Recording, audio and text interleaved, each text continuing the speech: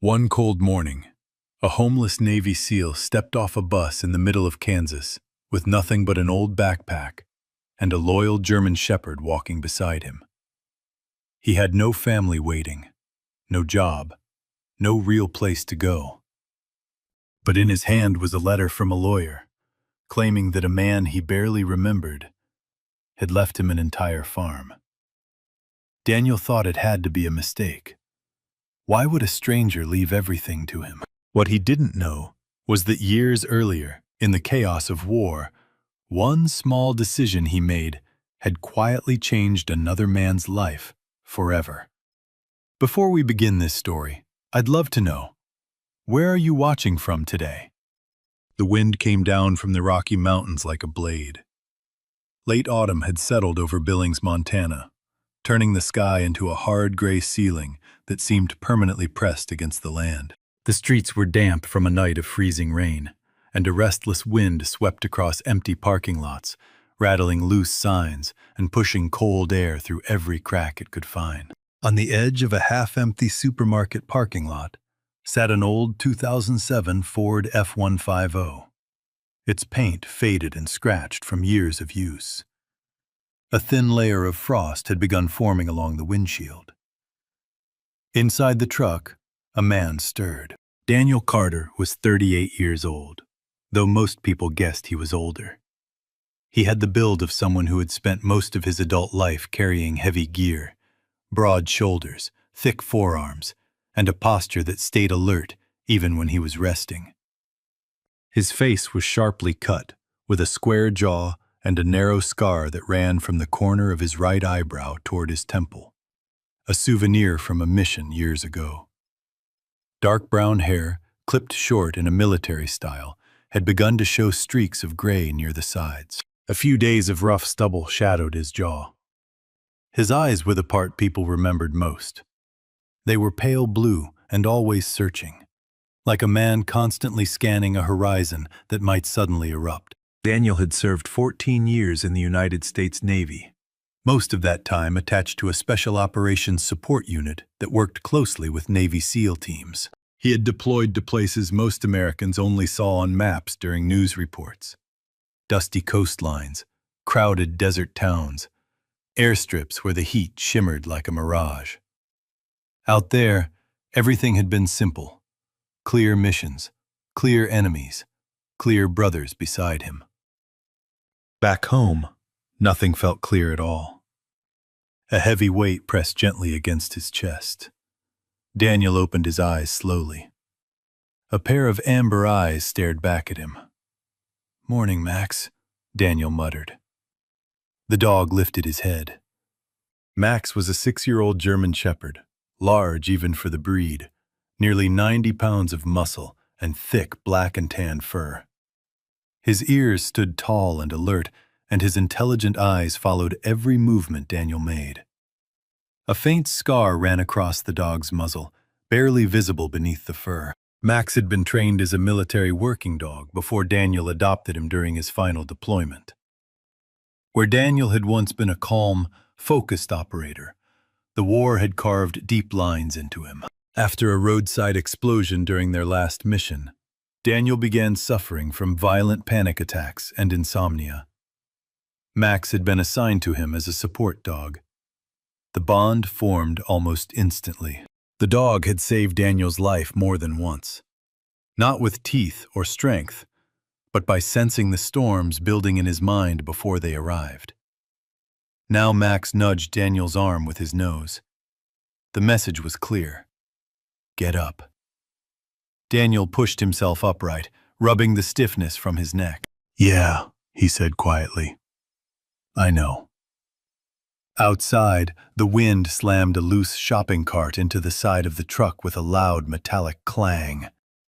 Daniel flinched before he could stop himself. Max leaned closer, pressing his body against Daniel's leg until the tension slowly drained from his shoulders. "I'm good," Daniel whispered, more to himself than the dog.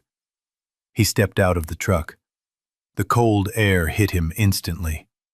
Montana mornings had a way of reminding people that nature was always stronger.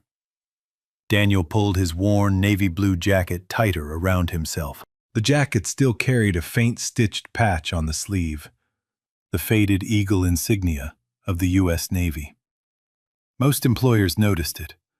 Most of them nodded politely, and then they never called back. Daniel walked Max across the empty lot toward a narrow strip of frozen grass near the sidewalk. The dog moved with steady discipline, scanning the area the way he had been trained. Max had never truly left the war either. Daniel watched the dog and felt a quiet, familiar gratitude. "You're doing better than me, buddy." Max flicked his ears but said nothing, of course. Afterward, Daniel returned to the truck and checked his phone. No new emails, no missed calls. 3 weeks earlier, he had applied for a warehouse position, a security job at a construction company, a delivery driver position, a maintenance role at a school district. All of them had ended the same way. "Thank you for your service. We'll be in touch." They never were. Daniel started the truck. The engine coughed once before settling into a rough idle. The gas gauge hovered dangerously close to empty. He did the math automatically. $36 left in his checking account. 2 days of gas if he was careful. 3 if he didn't drive. He glanced at the passenger seat. Max was already sitting upright again, calm and watchful. The dog never seemed worried about tomorrow. Daniel wished he knew how to do that. They drove across town to a small diner Daniel had visited a few times while job hunting. The neon sign flickered weakly in the gray morning light. Inside, the diner smelled of burnt coffee and fried bacon. A woman stood behind the counter, pouring coffee into thick ceramic mugs. Her name was Sarah Whitmore. Sarah was in her early 40s, tall and slightly thin, with sandy blonde hair pulled into a loose ponytail that hung over one shoulder. A few strands had escaped and framed a face lined gently by years of long shifts and early mornings. Her skin carried the pale, freckled tone common to people who had grown up in the northern plains. She had the steady, practical eyes of someone who had seen many kinds of hardship and had decided long ago that complaining wouldn't fix any of it. She noticed Daniel the moment he stepped inside. "Morning, sailor," she said with a faint smile. Daniel nodded. "Morning." Max stayed close at his side, calm but alert. Sarah leaned over the counter to look at the dog. "Well now," she said softly. "That's a serious-looking partner you got there." "His name's Max." Max watched her carefully but didn't move. Sarah chuckled. "Polite one." Daniel slid into a booth. Sarah poured him coffee without asking. "You hear anything back from those jobs?" she asked gently. Daniel shook his head. "Nope." Sarah sighed but didn't say anything else.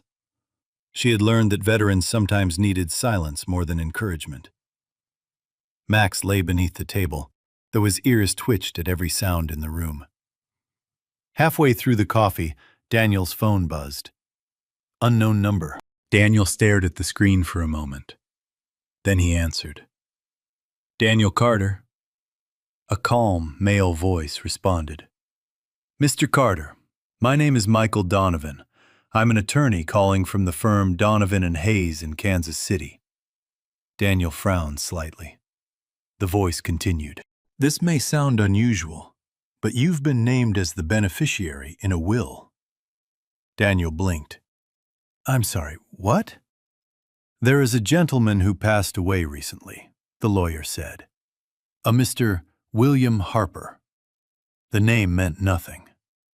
"I think you've got the wrong guy," Daniel said. "I assure you we do not," the lawyer replied politely.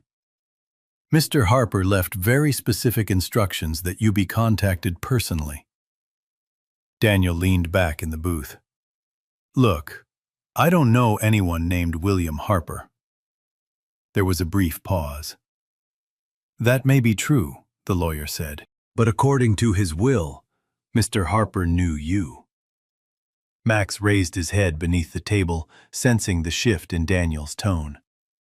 The lawyer continued. Mr. Carter, you've inherited a property. Daniel's brow tightened. What kind of property? A farm, the lawyer said calmly. A grain and industrial crop farm in western Kansas. Daniel stared out the diner window at the gray sky rolling over Montana. For a long moment he didn't speak. Then he said quietly, "You sure you got the right man?" The lawyer answered with quiet certainty. "Yes, Mr. Carter." Max slowly placed his head on Daniel's boot, and for the first time in weeks, Daniel felt something unfamiliar stir in his chest. Not hope, not yet, but something close, something waiting, something that might change everything. The office of Donovan and Hayes sat on the 12th floor of a quiet brick building in downtown Kansas City. Through the tall windows behind the desk, the afternoon sun spread across the city like a dull sheet of gold, reflecting off glass towers and distant highways. Daniel Carter sat stiffly in a leather chair that felt far too expensive for someone who had spent the last month sleeping in a pickup truck.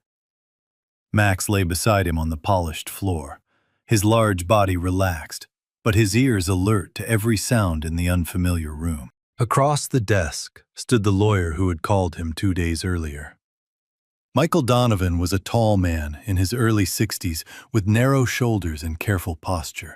His silver hair was neatly combed back, and a short white beard framed his jaw, giving him the composed appearance of someone who had spent decades delivering complicated news to strangers. Thin glasses rested on the bridge of his nose, and his calm gray eyes studied Daniel with quiet professionalism. He moved slowly but precisely, the way people often do after years of disciplined routine. "I appreciate you making the trip, Mr. Carter," Donovan said in a measured voice as he opened a thick file folder. Daniel nodded once. "Still not sure why I'm here." Donovan gave a faint smile. "That's understandable." He pulled out a photograph and placed it gently on the desk between them. The photo showed an elderly man standing beside a modest farmhouse, surrounded by tall fields of wheat. The man looked strong despite his age. He had a broad chest, thick forearms, and the sunburned skin of someone who had spent most of his life outdoors. A gray mustache covered his upper lip, and deep wrinkles lined the corners of his eyes. He wore faded denim overalls and a wide-brimmed work hat that cast a shadow across his weathered face. "This was William Harper," Donovan said.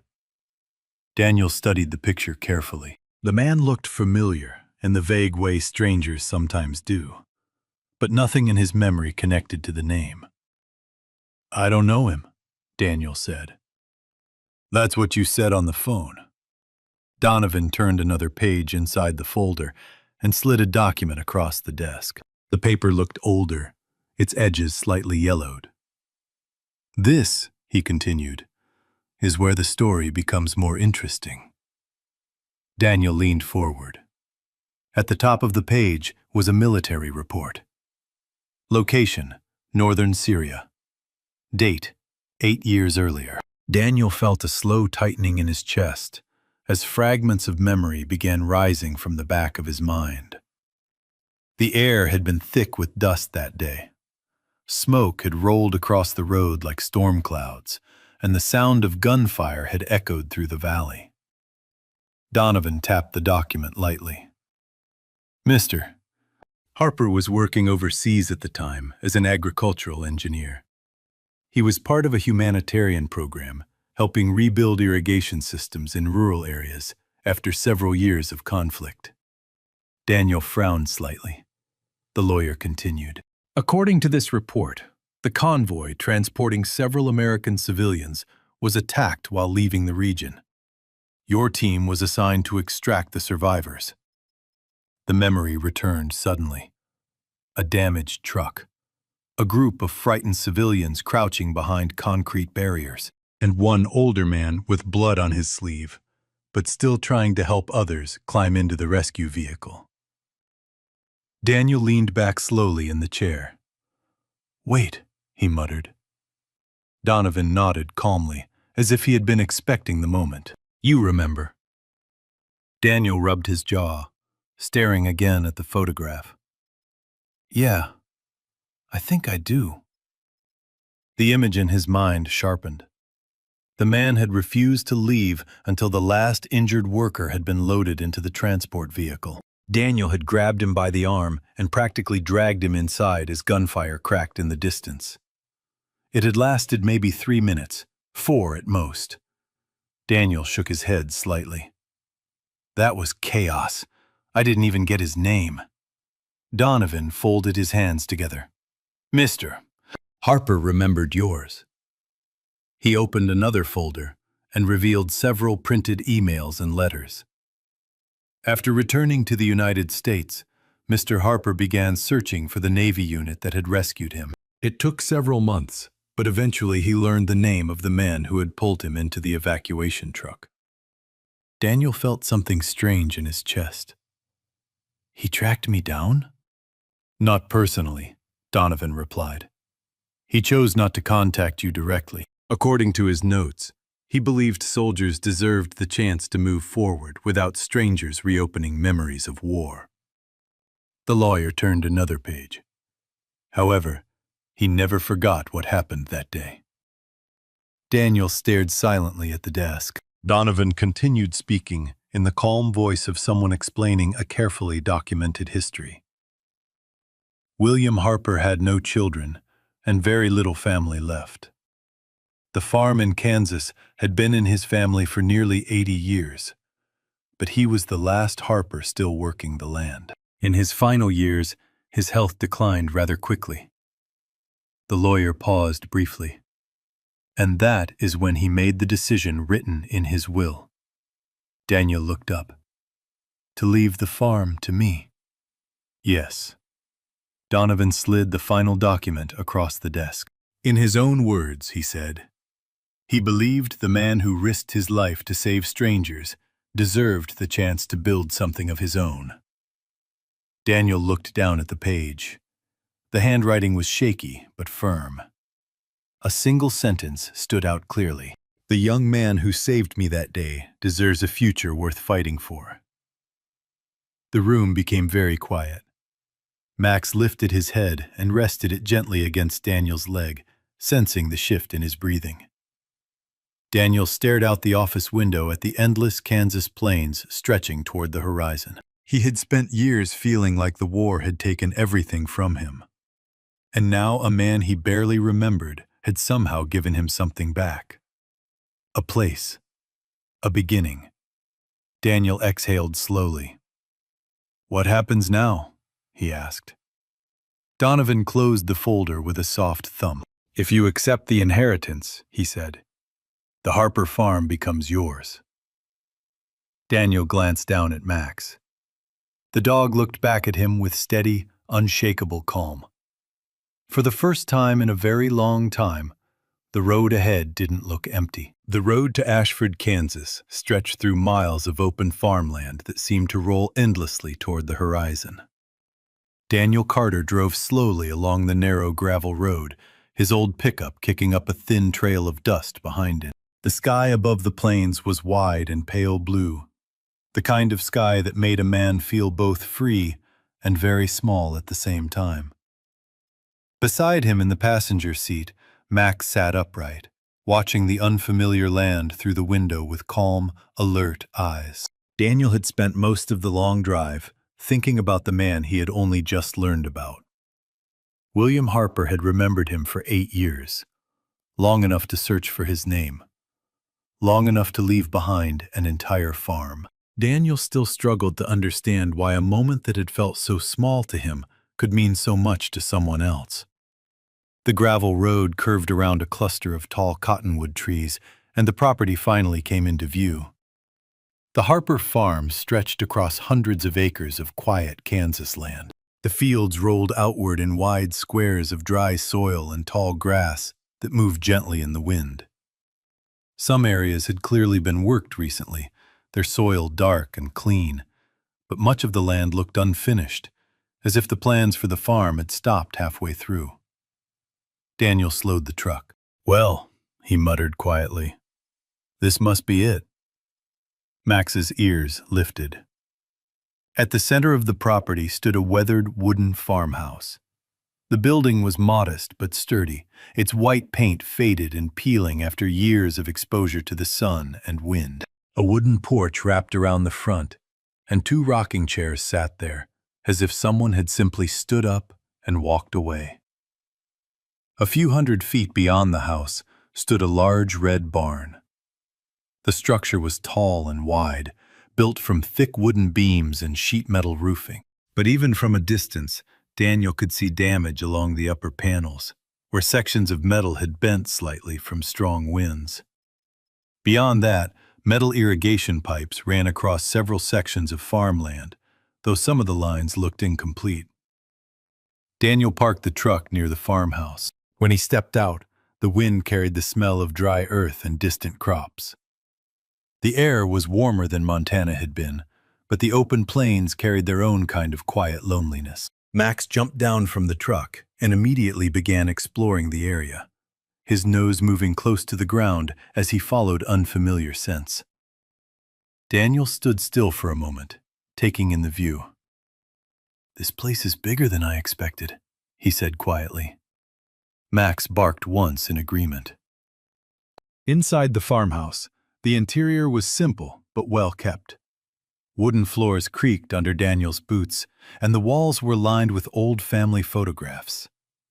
Many of them showed William Harper standing beside tractors, crops, and fields that stretched far into the background. It was clear the farm had once been a proud family operation.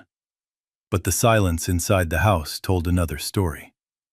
Without its owner, the place felt unfinished.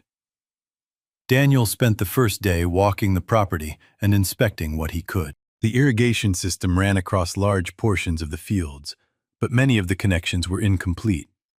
Several pipes had been laid out but never attached, suggesting William had been expanding the system before his health declined. Daniel crouched beside one of the pipes and rubbed the back of his neck. "I have no idea what I'm doing," he admitted. Max sat beside him patiently, as if listening to every word. The next morning brought the first of many problems. When Daniel tried starting one of the tractors parked near the barn, the engine coughed twice and died. The battery was dead, and the fuel line appeared to be partially clogged. Daniel spent nearly an hour staring at the engine before realizing he didn't even recognize half the components inside. "Fantastic," he muttered. Later that afternoon, he discovered a thick envelope in the kitchen drawer containing documents related to the property. One page immediately caught his attention. County tax notice, past due. Daniel frowned as he read the numbers. William Harper had fallen behind on land taxes during his final year. The total wasn't impossible to pay, but it was large enough to make Daniel uneasy. "So the farm comes with bills," he said quietly. Max tilted his head. 2 days later, the Kansas weather reminded Daniel just how unpredictable the plains could be. Dark clouds rolled across the horizon late in the afternoon, and the wind grew stronger by the minute. By nightfall, the storm had turned violent. Thunder cracked across the open fields, and heavy rain slammed against the roof of the farmhouse. Daniel stood on the porch watching the storm when a loud metallic crash echoed from the direction of the barn. Max barked sharply and ran ahead. Daniel followed through the rain. One section of the barn's upper roof had torn loose during the storm, allowing wind and water to pour inside. Loose metal panels rattled violently against the wooden beams. "Great," Daniel groaned. It took nearly an hour to secure the worst of the damage with ropes and loose boards. By the time they returned to the house, Daniel was soaked and exhausted. Max, however, remained full of restless energy. The following morning, the dog wandered near the irrigation lines again. Suddenly, Max stopped and began barking toward a patch of tall grass beside one of the pipes. Daniel walked over. Water was slowly leaking from a loose valve connection that had likely shifted during the storm. "Well, I'll be damned," Daniel said. He tightened the joint as best he could, and the leak stopped. "Good catch," he told the dog. Later that afternoon, Max wandered toward the back of the barn and began scratching at the ground, near a wooden door Daniel hadn't noticed before. Curious, Daniel opened it. Inside was a small storage room, filled with sealed containers of grain and seed bags stacked neatly along the walls. Labels marked different crops: wheat, soybeans, and corn. It was clear William Harper had prepared supplies for future planting seasons. Daniel looked around the room slowly. "Guess you had plans after all, old man." That evening, another unexpected event brought Daniel his first connection to the local community. While walking near the edge of the property, Max suddenly sprinted toward a nearby pasture belonging to the neighboring farm. Several frightened cattle were moving nervously near a broken section of fence, and distant howls echoed from the tree line. Two gray shapes darted briefly through the grass. Wolves. Max barked fiercely and ran toward them. The wolves hesitated, then disappeared back into the darkness. A truck's headlights soon appeared on the nearby road. The driver jumped out and hurried toward the cattle. The man was in his mid-50s with a broad chest and thick arms shaped by decades of farm work. His sunburned skin and heavy brown beard gave him the rugged appearance of someone who spent more time outdoors than inside. He wore a faded flannel shirt and worn denim overalls. "My cattle okay?" he called out. Daniel nodded. "Your fence was open." Wolves came close. The man looked at Max, then back at Daniel. "Well, I'll be," he said with a grin. "Looks like your dog just saved me a lot of trouble." He extended a hand. "Name's Tom Alvarez. I run the farm next door." Daniel shook it. "Daniel Carter." Tom nodded toward the Harper fields. "So you're the new owner." Daniel glanced back across the dark farmland stretching behind him. "Yeah," he said quietly. "I guess I am." And standing there, under the wide Kansas sky, Daniel realized the Harper farm wasn't just land. It was going to be a test. Morning sunlight spilled across the Kansas plains as Daniel Carter stood on the porch of the old Harper farmhouse, holding a mug of coffee that had already gone cold. The land stretched endlessly in every direction, a wide patchwork of soil, grass, and half-finished irrigation lines left behind by a man who had clearly run out of time. Max lay beside the wooden steps, his large German Shepherd body relaxed in the warmth of the early sun. The 6-year-old dog had already explored nearly every corner of the farm over the past few days, but his ears still lifted whenever the wind carried an unfamiliar sound. Daniel took a slow breath and looked across the property again. 3 days had passed since the storm damaged the barn, and he had already learned one important truth about the farm. Nothing here was simple. The machinery needed repairs, the irrigation system was incomplete, and the land taxes sitting on the kitchen table reminded him that time was not on his side. Still, the place no longer felt like a stranger's property. It felt like a puzzle, waiting to be understood. That morning, Daniel decided to begin with the farmhouse itself. The interior still carried the quiet order of William Harper's life. Tools were arranged neatly in drawers. Kitchen shelves held jars of preserved vegetables, carefully labeled with dates from the previous year. It was clear the old farmer had been organized, the kind of man who planned ahead for everything. Daniel climbed the narrow staircase to the second floor. The upper level contained only 2 rooms, a small bedroom and a cramped study filled with wooden shelves. Dust floated through the sunlight streaming from the window, and the air smelled faintly of old paper and cedar wood.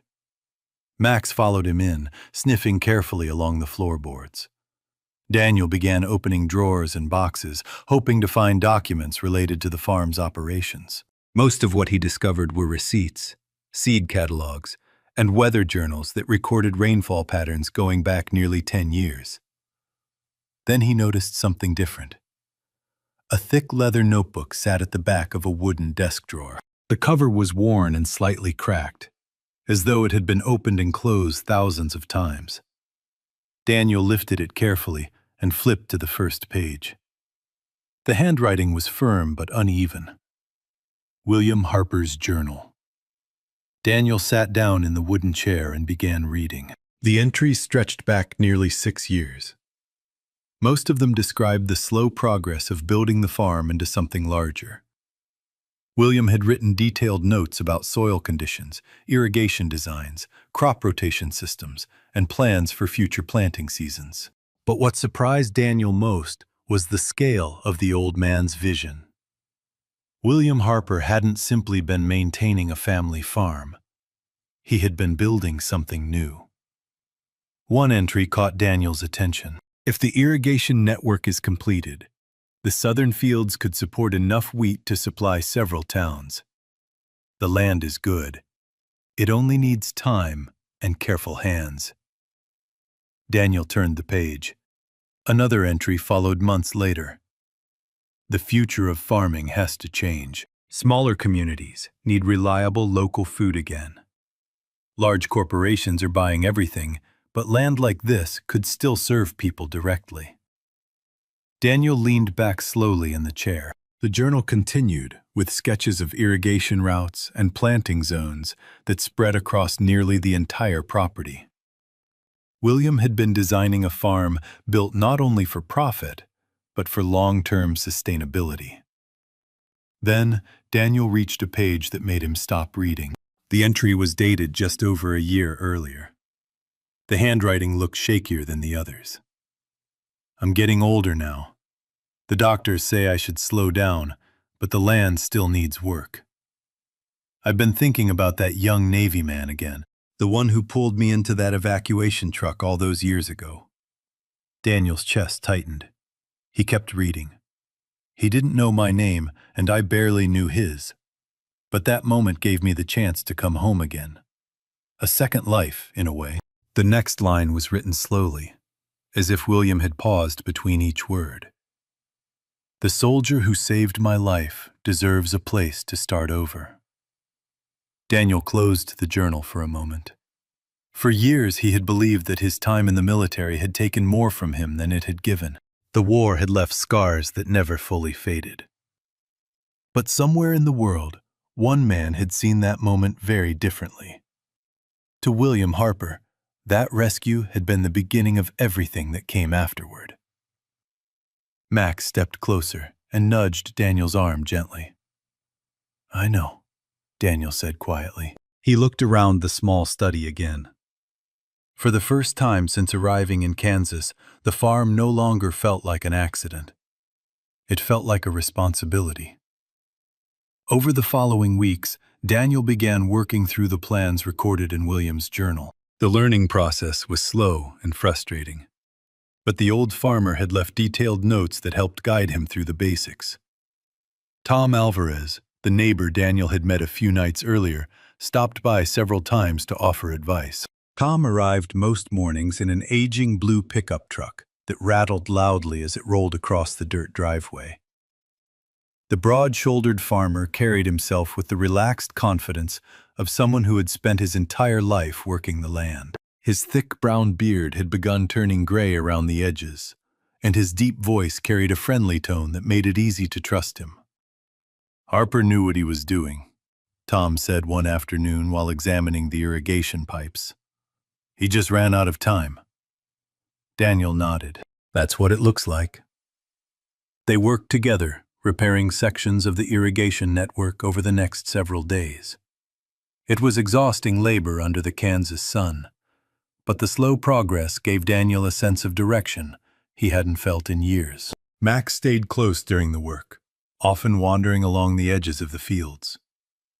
One afternoon, the dog suddenly began barking near a patch of loose soil close to the western irrigation line. Daniel walked over. "What is it, buddy?" Max pawed at the ground, digging through the dry dirt until a section of buried metal pipe became visible. Daniel knelt and brushed the soil away. A hidden irrigation branch. According to the diagrams in William's journal, that underground pipe connected to one of the unfinished southern fields. Without it, water pressure would never reach the far end of the property. Daniel followed the pipe's direction with his eyes and slowly smiled. "Well," he said, scratching Max behind the ears, "you may have just saved the entire harvest." Max wagged his tail proudly. As the sun began setting across the plains, Daniel stood at the edge of the field and looked across the land once more. The farm still had a long way to go, but for the first time, Daniel Carter no longer felt like a man drifting without purpose. He had work to do, and this land was giving him a reason to keep going. 2 years passed across the Kansas plains in a quiet rhythm of work, weather, and persistence. Seasons changed the land again and again. In spring, the soil softened under gentle rain, and the first green shoots pushed through the earth. In summer, the fields shimmered under endless sunlight, stretching toward the horizon like a living ocean of grain. Autumn painted the land gold and amber, while winter brought cold winds that swept across the empty fields and rattled the wooden fences around the farm. Through every season, Daniel Carter worked. At the beginning, the work had felt overwhelming. The Harper farm had been half-finished when he arrived, a place filled with good intentions but incomplete systems. Irrigation lines had needed repairs. Old tractors had required weeks of maintenance. And the tax debt hanging over the land had forced Daniel to learn quickly how to manage both crops and finances. But slowly, piece by piece, the farm began to change. The barn that had once been damaged by a storm now stood solid again. Daniel had replaced the torn metal panels with new roofing sheets and reinforced the wooden beams inside. The interior now held working equipment that had been repaired, cleaned, and carefully maintained. The irrigation system, once confusing and incomplete, now stretched across most of the property. The underground pipe Max had discovered had become a crucial part of the network, allowing water to reach the far southern fields that William Harper had once hoped to cultivate. And those fields were no longer empty. Wide stretches of wheat now grew where bare soil had once waited. In other sections of the farm, rows of soybeans spread across the land in neat green lines. The crops moved gently whenever the Kansas wind passed through them, creating a soft rustling sound that carried across the fields like quiet applause. Max had grown older during those 2 years, though his strength had not faded. The German Shepherd was now nearly 8 years old, his thick black and tan coat slightly grayer around the muzzle. His broad chest and powerful legs still moved with the steady confidence of a working dog, and his alert amber eyes missed very little happening on the farm. He followed Daniel everywhere. During planting season, Max trotted beside the tractor as if supervising the entire operation. During harvest, he patrolled the fields and barns, occasionally barking whenever unfamiliar animals wandered too close. But most of the time, he simply stayed near Daniel. Tom Alvarez remained Daniel's closest neighbor and strongest ally.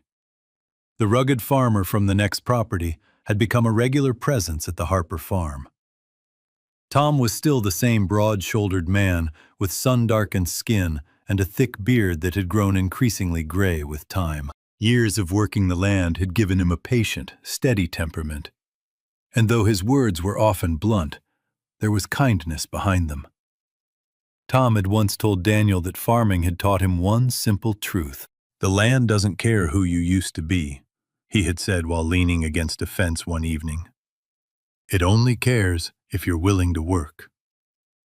Daniel had remembered that sentence many times, and he had worked. Little by little, the Harper farm had begun producing more crops than Daniel could manage alone.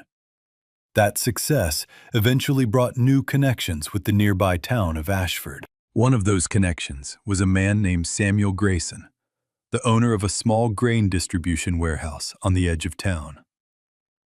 Samuel Grayson was a tall man in his late 40s, with a lean build and long arms that moved constantly while he talked. His dark hair was streaked lightly with gray, and a narrow pair of glasses rested low on his nose. Unlike many people in town who had spent their lives in agriculture, Samuel had originally studied business in college before returning to Ashford to help manage his family's storage and supply operation. His calm voice and thoughtful personality made him well respected among the local farmers. When Samuel first visited the Harper farm, he had walked slowly through the fields, examining the wheat and soybean rows with careful attention. "You've done something impressive here," he told Daniel one afternoon. Daniel had shrugged modestly. "Still learning." Samuel smiled slightly. "That's the best kind of farmer." Before long, Samuel's warehouse began buying grain directly from Daniel's harvests. The partnership allowed the Harper farm to become a steady supplier for several nearby towns. It was not a massive operation, but it was stable, and stability was something Daniel had not felt in a very long time. One late autumn afternoon, Daniel stood on the porch of the farmhouse as the sun began lowering across the golden fields. The wheat harvest had been strong that year. The storage barns were nearly full, and the irrigation system had worked perfectly throughout the dry summer months. Daniel leaned back in the old wooden rocking chair that had once belonged to William Harper. Max lay beside the porch steps, his ears raised slightly as he listened to distant sounds drifting across the land. A flock of birds passed overhead, their wings cutting softly through the evening air. The farm was quiet, but it was the peaceful kind of quiet that comes from work completed and land that is finally alive again. Inside the house, one small change had appeared over the past year. In the living room, above a wooden bookshelf filled with William's old journals, Daniel had placed a framed photograph. The photo showed the elderly farmer standing beside his wheat fields, the same image Daniel had first seen in the lawyer's office. Below the picture was a small handwritten note Daniel had added himself. "The man who gave me a second chance." Daniel looked at that photograph often, not with sadness, but with gratitude. If William Harper had not remembered that brief moment during the evacuation years ago, Daniel might never have come to Kansas. He might still be drifting from job to job, carrying memories that felt heavier than any future. But this land had changed something inside him. The work had given his days structure. The responsibility had given his life direction. For the first time since leaving the military, Daniel Carter no longer felt like a man trying to escape his past. He felt like someone building something that would last. The sun slowly disappeared behind the distant fields, painting the sky with soft orange and purple light. Daniel rested his arms on the porch railing. Max lifted his head and looked toward him, his calm eyes reflecting the fading sunlight. Daniel reached down and scratched the dog gently behind the ears. "Well, partner," he said quietly, "I think we made it." Max wagged his tail once and settled comfortably beside him. And as the evening wind moved softly through the golden fields, Daniel Carter realized something he had not felt in many years. For the first time in a very long time, he was home. Sometimes life gives us moments that feel small at the time, but years later we realize they were never small at all. Daniel once helped a stranger during a chaotic moment in war. He didn't know the man's name, and he never expected to see him again. Yet that single act of courage traveled through time and changed his life in a way he could never have imagined. A forgotten farm, a second chance, and a purpose waiting quietly on the other side of hardship. Maybe that is how God often works in our lives, not always with loud miracles, but with quiet ones. A kind word, a helping hand, a decision to do the right thing when no one is watching. Sometimes those small choices become seeds planted by God, growing into blessings many years later. The story reminds us of something simple but powerful. What we do for others is never truly lost. God sees every act of kindness, every sacrifice, every moment we choose compassion instead of indifference. And sometimes, when the time is right, those moments return to us in ways we never expected. So if this story touched your heart, take a moment today to do something kind for someone. You never know how far that small act may travel in God's plan. And if this story meant something to you, please share it with someone who might need hope today. I would also love to hear from you. What moment in your life felt like a quiet miracle from God? Leave a comment and share your story. If you enjoy stories like this, please subscribe to the channel and join our community. Your support helps these stories reach more people who may need encouragement. May God bless you and your family today. May He bring peace to your home, strength to your heart, and hope to your path. Thank you for being here.